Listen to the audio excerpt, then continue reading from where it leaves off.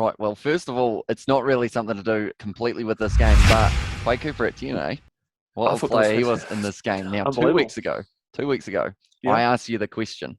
I said, would you let Quade Cooper be your number 10? Yeah, but do you want to repeat what I said? You said no. What did I say, though? You don't want him or he wouldn't be at the World Cup. So the reason behind it was you didn't want to see Quade Cooper in the number 10 jersey. But then this week, I have heard a quote of Quade Cooper have my children. So my question as well is, are you having Quade start at 10 next week as well? Yes. Now, the reason being, and this is an easy response to me, this doesn't put me in a bad light at all, because for me, at the time, I told you, I don't know if Quade Cooper should be playing the 10, because I don't know if he makes it to the 2023 World Cup. Do you think he makes it to the 2023 World Cup? By the sounds of it, he sounds like he is keen. Do you think he's going to make the 2023 World Cup? I fear he's going to end up with an injury that will stop him from going. Okay, so the point of the matter is that he's obviously not the youngest bloke ever. He's, 33, 32? Mm. He's probably something. I think he's not overly old though. He's not. He's not overly old, but in the same sense, like we're going to the World Cup. This is talking about the big competition, the biggest competition in the world, the World Cup, right? And we're talking about taking on the likes of the youngsters that New Zealand will have coming through, the youngsters of South Africa coming through, the gritty, grindy England slaughterfest.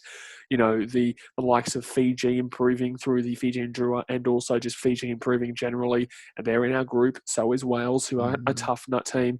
Can Quade Cooper get through the next 2 years with this? We've seen one game, right? I will stand by what I said 3 weeks ago or 2 weeks ago in saying that I don't think that he should be here for the sole factor that we are preparing for a World Cup in 2 years.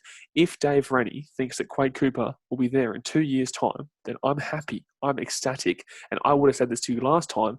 I'm ecstatic for Cooper to be there, because my whole sole argument there was that Noel Alessio, despite how absolutely frustratingly ridiculous that man is as a human being, and Noah, if you ever listen to this, I love you, mate, but I don't love you.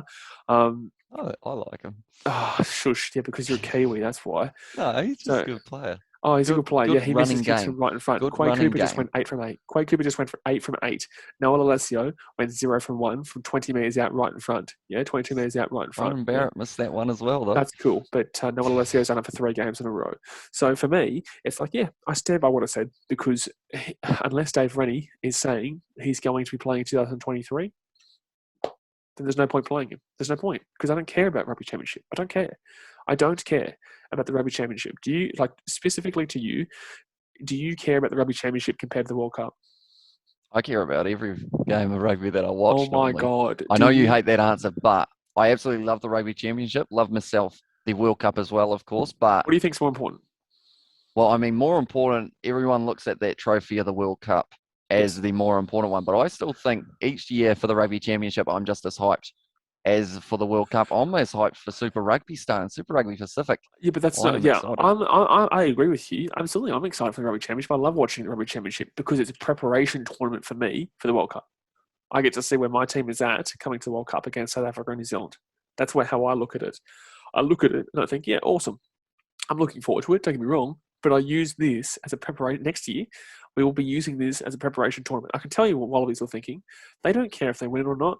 They just want to be at least competing to win it next year, because they don't want to peak too early. This is the thing that I keep saying. You don't peak too early like Wales and Ireland in 2018. It's just as simple as that, right? So for me, I look at the championship, and also I think that European teams should look at the Six Nations. Six Nations might be a bit different, but with the championship, I look at it as a pre-tournament to the World Cup. And yes, I want to win the championship, but I'm focusing more so on the World Cup. So if we're utilising players that are going towards World Cup, fantastic. If we are going to utilise players just to win the championship itself, I'm not a fan of it.